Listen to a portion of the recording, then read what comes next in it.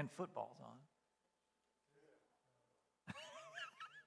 Hey, we are on air. We want to thank you for those of us that are joining us via live stream on our Facebook page. And we want to thank you for those of you that were able to stick around with us this morning. What we want to share with you is the idea that, and this is one of the things I talked to the elders and your leadership about when I was thinking about coming here, is that we want to be a multicultural, multi-generational congregation. And if you look around, you'll notice that a little bit of that is missing in some ways. And so we have bigger vision for not only what we're going to do, but who we want to serve in our community. And that means getting people in here that have no idea what's going on here, or maybe have felt rejected by the church in the past, or for some reason have hurts that are bothering them. And we want to be a place where people start to recognize as a welcoming environment where relationships with Christ can be fostered, but we want them to be comfortable coming here. And because of that, I've had a vision of a Wednesday night community gathering. Now, it's more focused than that. That's what I want to call it, is our Wednesday night program. And it's going to be centered around our children's ministry. However, we want it to be serviced in other ways. In order for us to have a successful children's ministry on a weeknight in 2021, forgetting COVID, just saying, by the way, we were supposed to start this on September the 15th, but life intervened in a lot of ways. And so in order to be able to do this children's program on Wednesday night, we need to make sure some other things happen so that families feel comfortable and able to be a part of it, not feel too burdened by the idea of I have to try and get my child to the church. And I know some of you are saying, well, I did that when this is a different world. We're not reaching out to you. We're reaching out to a world of people that aren't comfortable or aren't, at one reason or another, aren't willing to come to our church right now. So I'm glad that you would have brought your kids on Wednesday night no matter what. That's awesome. That's why you're here now. We're imagining there's some folks out there, though, that have something that's keeping them from doing something like that, and we want to break those walls down, those barriers down. So what we want to do on Wednesday night is we want to have a meal, a community meal that's available to anyone that walks through our doors, not just the people that are coming to our children's program, and that would go from about 5 o'clock to 6:15, with our children's program starting at 6 o'clock. That way, if a parent comes in, tries to get their kid fed and then dropped off at 6 o'clock, they got about 15 minutes afterwards where they could just settle down and eat if they wanted to. That would give us about a 15-minute cushion from 6:15 to 6:30 to try and get the main area cleaned up down in the basement in case we needed the kids to spill over into that area. But what that also means is we're going to need a few teams of people to help us with this mealtime. And I know that sounds like a huge undertaking for some of you. We're hoping that we could have 4 or 5 teams so that maybe your little group would do a meal once a month. That's the ideal situation for us.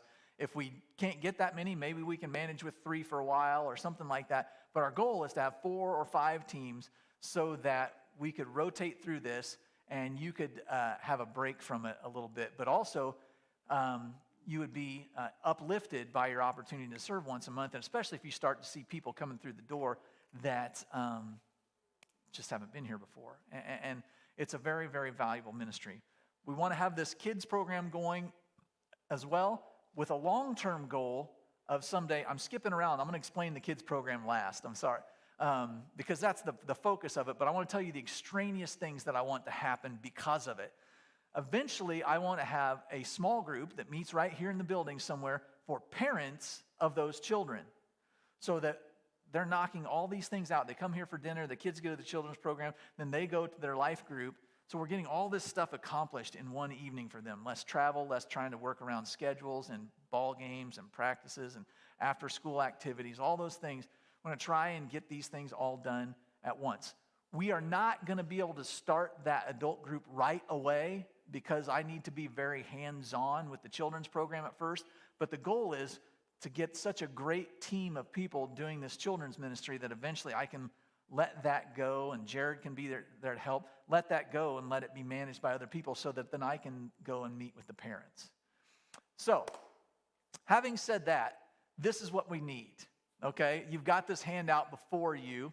And when you see that we want to have this rotating meal, all of that to serve up to our children's program, which I intend to run from 6 to 7:30 on Wednesday nights. What it would look like is we would probably meet in here from 6 to 6:30, everyone together. And we haven't put a floor on ages for this yet. Originally we'd planned to do this for like K through 5th grade, all of them together. I have allowed younger students to come than that had maybe siblings that were in the group. We would talk about that on an individual basis to see, because a lot of this is geared for children that a 3-year-old would just be lost in some of this. But 5 is the bottom maybe of where we could effectively serve with this program. Once again, exceptions can be made. So we'd be in here from 6 to 6:30. And in that, this is what we call like our opening program. And you see the kids program that we're hopefully I'll have a check-in area where we can get parents or someone to check in the kids. Parents will know that I'm handing my child over. They are now your responsibility. They are in our hands from then on. There will be a program leader that's basically your MC for that half an hour. That's going to be me to start with, but maybe it'll be somebody else soon. We identify as somebody that's very much good in front of people. We will have a skit every week, and with the skit, we're going to need some actors. Now, there's an opportunity to fill more than one role throughout the evening, but during this half an hour at the beginning, we'll need a couple of actors to perform our skits. And this isn't, heavy memorization or anything. We'll allow you to hold your scripts, but I may provide costumes every once in a while for these, depending on what we're talking about for that week. You will not have to prepare in advance to be a skit actor. You just have to be willing to be a little bit silly, and we'll have everything for you here. We need 2 worship leaders, ideally. You don't have to be able to sing. You know why? Because we're going to pipe in the music. You just have to be enthusiastic.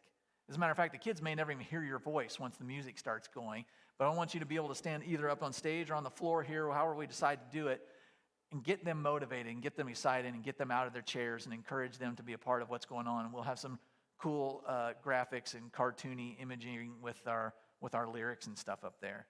And we'll need a tech person. We need somebody that can sit in the back and can run our slides, that can, when the songs are changing, or actually the songs run as a video, but when we need to run, say, a Bible verse, I like to do a video, a cartoon video of the Bible verse, as opposed to having somebody sit here and read it. The kids are so much more engaged when I do it that way.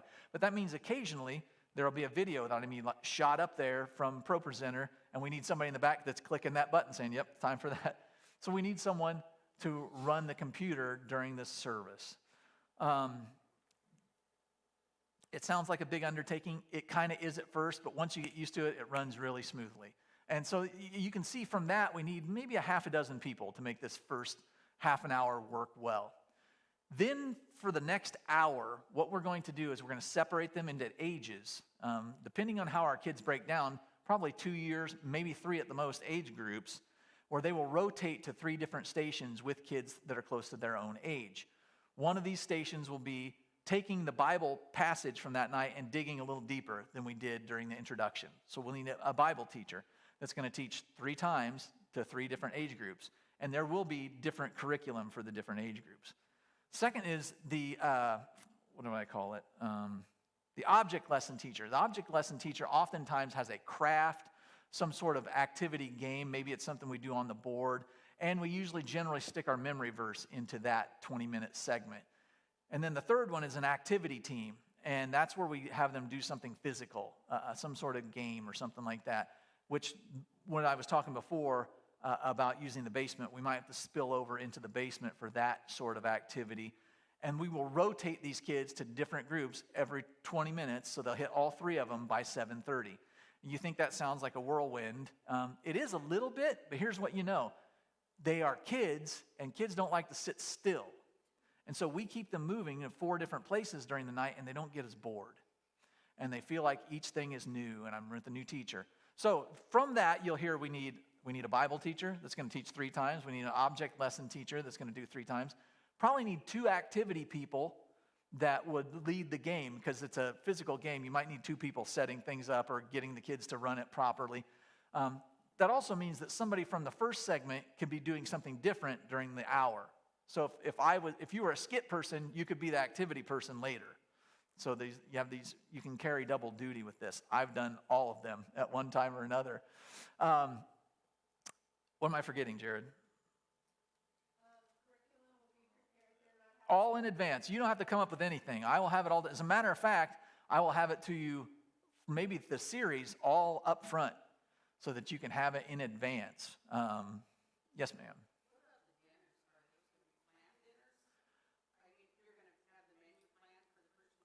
I'm going to say, no, I want to leave it up to the team to say, what do you guys want to do? We're not gonna say, I want you to do this or I want you to do that. I want you to have some flexibility and freedom. What are you guys passionate about? What do you want to do on that night that would be something that kids and their families would eat? We kind of want to think of it that way too. It can't just be geared toward me, which would be awesome, if everything was geared toward me. We have to think, it needs to be a meal that, a 6-year-old and his mom would be willing to come in and eat. So we want to think along those lines, but I don't want to tell you what you have to do. I want to give you some autonomy in that. If you need suggestions or something like that, sure, we'd be willing to do that. But I want the teams to feel like we can do what we want to do with this.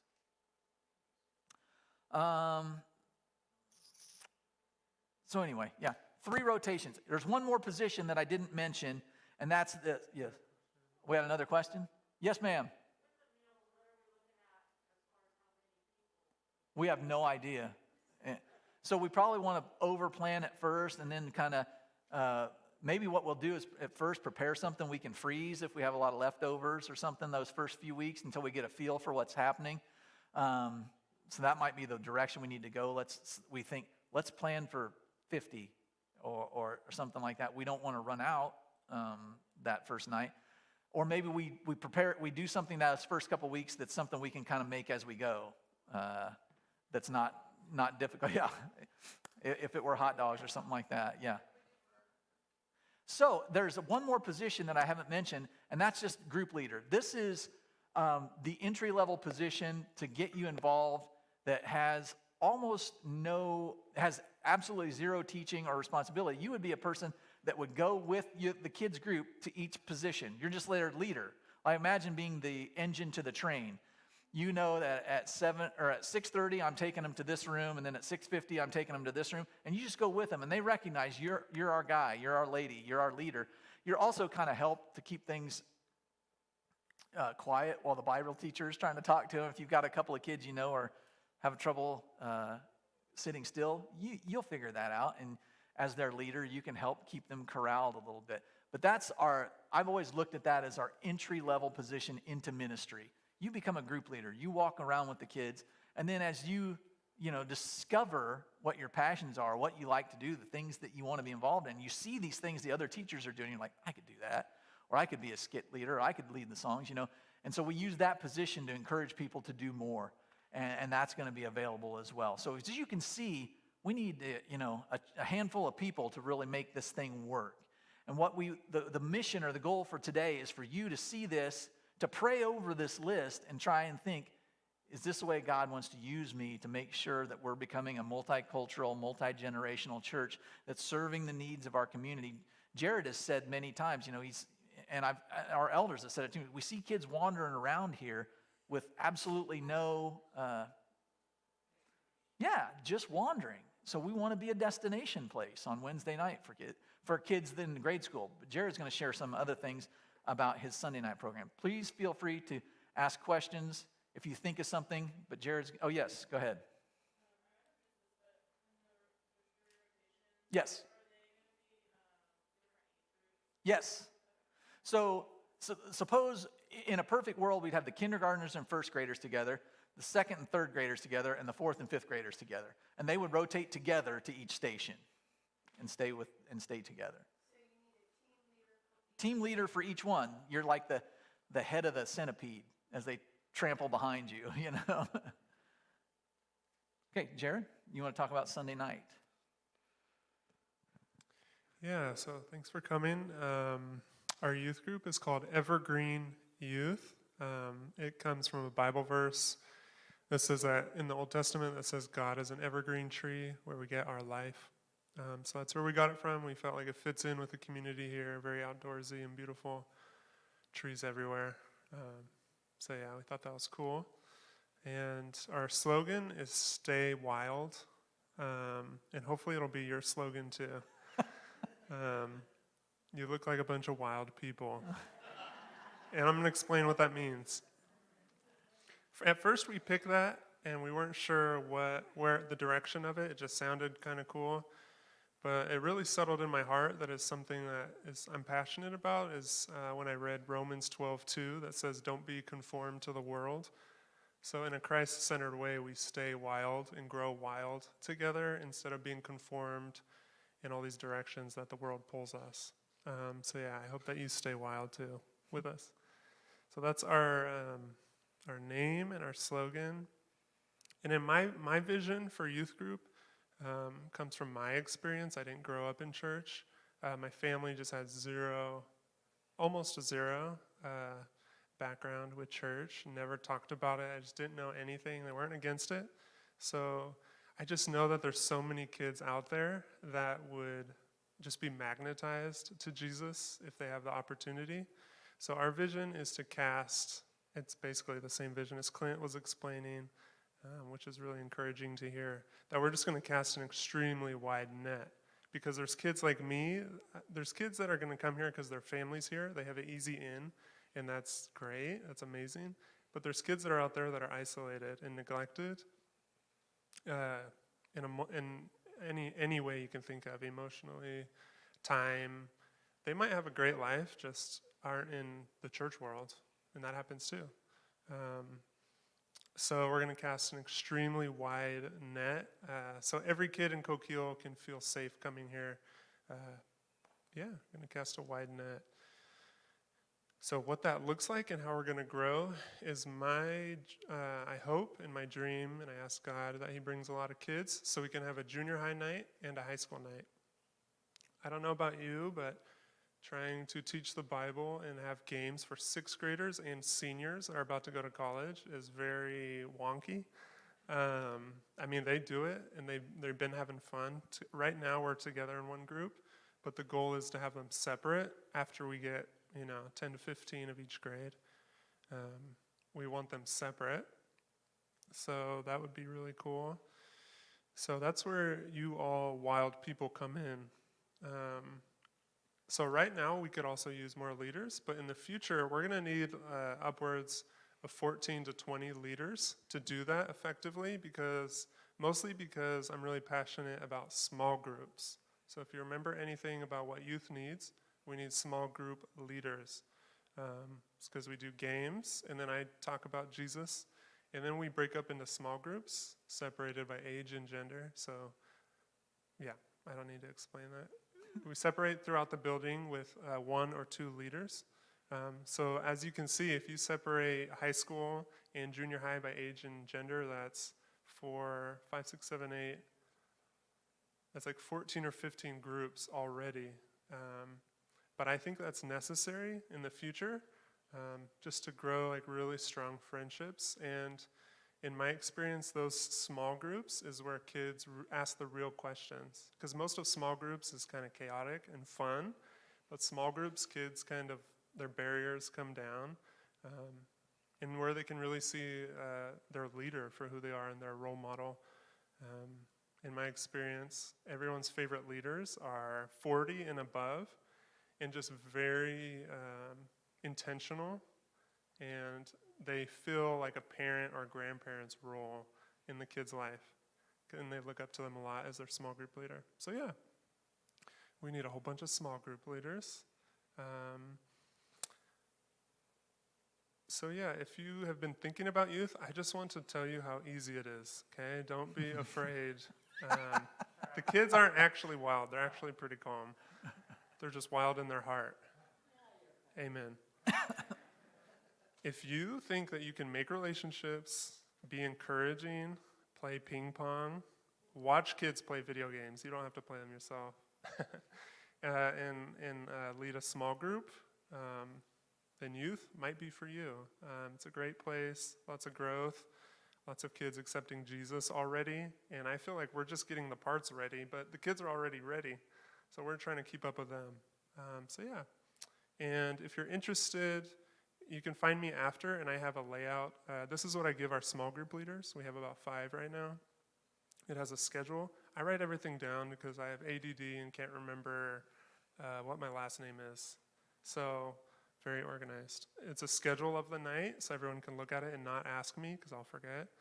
And our small group questions. It's laid out. I make it as easy as possible so people can come off of work and still serve our kids. You don't have to, I do all that for you. So yeah, I try to make it easy for you, and we need small group leaders to cast a wide net and make this an awesome place for any kid to come in. Yes.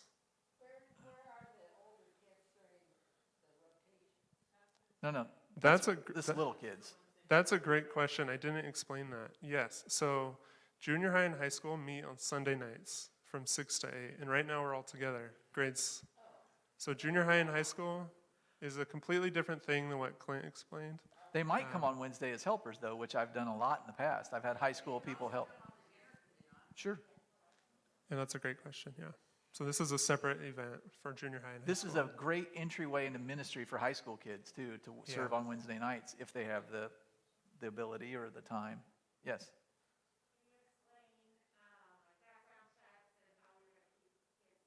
Yeah.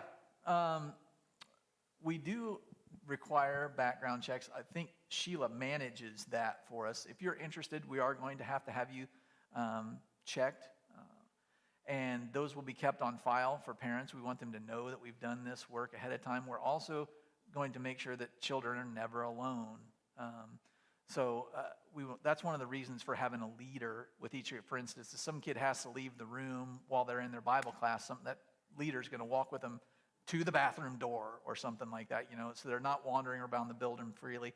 We're also going to have a check-in team, hopefully, and the check-in team is going to keep their eyes on things as well. Who's coming in the building, who's picking the kids up. They're going to be able, hopefully in a place where they can watch traffic, where all our kids are going, where our parents, yes.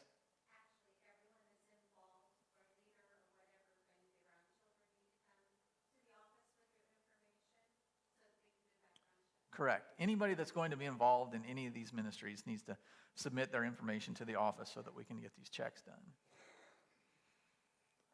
It's the same for the youth program too. Everyone has to be background checked, and kids are never one-on-one with an adult, just for any reason. So yeah, it's the same requirements for us too. We also, yes, another question.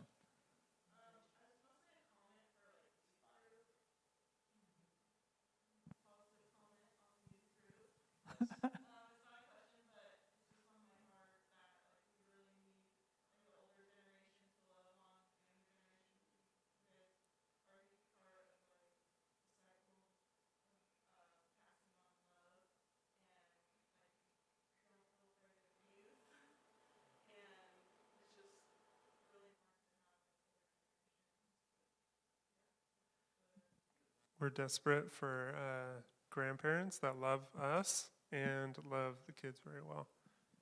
Back in Illinois, my junior high boys small group leader was a guy in his 60s, and they absolutely loved him. You'd just be surprised. And what you would see on Sunday morning is they would come and seek him out, tell him what they did during the week, and because he was the type of person that was genuinely concerned and cared about them, he was ecstatic to hear what they were doing. But you see those sort of things kind of happen, and those are the kind of kingdom relationships that we want to foster and build around here, so that kids come here. It's not just so that I can hear from my teacher. They are going to come here building community with people as well, and not just the kids in their youth group. One of the things that hasn't been set, we have an indefinite start date for now. That's one of the things we need your help with too. And by that I mean I want you praying over this. We want to be safe, secure, and smart, wise. We want parents to feel safe, all those different things. The older kids are meeting. They have a little more ability to social distance and make good decisions. But 6-year-olds, no. we just don't do that. And so we're waiting for the right time to start Wednesday night. Sooner better than later, but we have not put a date on it. That's something the elders are going to be praying about, and Jim is watching medical trends based on the things that are happening with our hospitalizations and things like that. We wanted to start 2 weeks ago, but it just wouldn't have been responsible to do so. So keep this in your prayers as well, that this becomes clear to us when we really need to make a move on this. But we also need this prep work done before we do it. So we need a list of volunteers that are ready to go, that I can sit down, I can talk to. We can start saying, this is going to be, as soon as we find out when we're started, we want to get you slotted into a calendar. So we want you praying for when we start, but we want you to praying also for what your involvement could be to make this all work the way that God plans for it to work. I'm confident that God has a vision for us that includes all these things. We just haven't pieced together how it's going to work, and we haven't pieced you into this scenario to figure out what part you're going to play in this well-oiled machine that we need to build here to make sure that we're reaching out to as many people as we possibly can. I'm confident that you have a place in that. Anybody that is willing to serve, what's the old term? God needs your availability more than your ability. He needs you willing to serve, and he will use you if you're willing to serve with that heart. If you've never done this before, awesome. Jared's been doing this for a while. I did children and youth ministry in one term or another for 30 years. We can almost anticipate most of the things that'll come up, but we'll still get surprised every once in a while. We just know that we've seen over time, and I'm in ministry because of things that happened to me when I was a teenager in youth ministry. The things I saw shaped me into the person that I am and helped the decisions that I make. We think it's really, really important that those decisions happen at an earlier age. What we see now a lot of times is families will end up coming later, but how many years do we miss? How many generations do we miss because we missed a group of people that, well, we're missing here? So we're going to be very intentional about targeting those people. You have anything else? Yeah, I was done, but something was just on my heart that I just don't want you to miss, like Jim was saying, like, oh, we're trying to do a good thing. I don't want you to miss the gravity of reaching kids and youth, because there's such a good quote that I heard recently that we're in a race to reach the hearts of kids. And later, when we're hanging out, staying wild together, I could tell you what my life looked like before Jesus, and it's just, we can't let kids go there. We're literally in a race to reach their hearts, so I just want to encourage you with that this is very serious, and it's a high-stakes situation for these kids that are out there. Like, it's not, I like to have fun. I always end up saying that I'm a fun guy all the time, but yes, just each meeting, the gravity of it is so huge. I just don't want any of us to forget the seriousness of it. It's just really important. We are in a race, and you can see, looking around you, we're losing, okay? We've lost for a while, and so we need to reverse those trends. We don't know what God will use to, part of what God's using right now is us. We have a different, Jared and I have a different focus and passion about what needs to happen in the local church in order for it to be healthy and to survive for generations to come. Not that you haven't had that before, but we're a new idea. We're going to bring things that you haven't experienced or haven't accomplished, or ideas that you haven't thought of. And so we hope that that's a stimulus for what God can do here. God can do whatever he wants, but he has to have willing people to carry out his tasks. And that's you guys. We are a tiny piece, believe it or not. We're like a mouthpiece for the congregation, maybe even for the Holy Spirit at times, but we are a tiny piece because your connections in the community vastly outnumber us as new people that the community doesn't know. Your ability to reach into other people's lives far exceeds mine. And so in order for us to be successful, it has to start with your heart as well. We're going to give you ideas and encouragement and things like that, but it's you talking to your neighbors and your teenagers talking to their friends. And those are going to be much more effective means than as many posters as Jared wants to put up or as many things that we put on Facebook. All those things are going to bring, but you being intentional about being involved in the lives of people around you, the church, the body, is going to make all the difference. Any other questions? We said we'd try and keep this to a half an hour, and we're at like 28 minutes right now. All right. Make sure you pray over all these things. Pray about our start date, but then get back in contact with us so we can start making a list of resources so that when we're making our plans, we'll know I've got these people in place, and we'll do our best to make sure that you have everything you need. Have a blessed week. Thanks for coming, everybody.